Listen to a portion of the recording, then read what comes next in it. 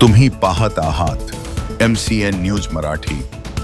Hotel, ढाबे व इतर व्यावसायिक प्रतिष्ठानांमध्ये घरगुती गॅस सिलेंडरचा अवैध वापर आढळल्यास संबंधितांवर जीवनावश्यक वस्तू कायदा 1955 अंतर्गत कडक कारवाई करण्यात येईल, असा इशारा खामगावचे तहसीलदार सुनील पाटील यांनी एका प्रसिद्धी पत्रकाद्वारे दिला आहे।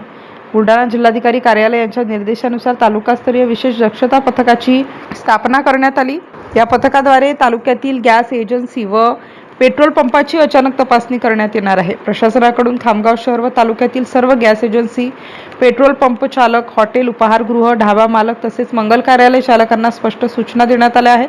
व्यावसायिक कारणांसाठी घरगुती गॅसचा वापर करणे हा कायद्याने गुन्हा असून असे आढळल्यास संबंधितांविरुद्ध कठोर कारवाई केली जाणार असल्याची माहिती तहसील प्रशासनाकडून देण्यात आली आहे।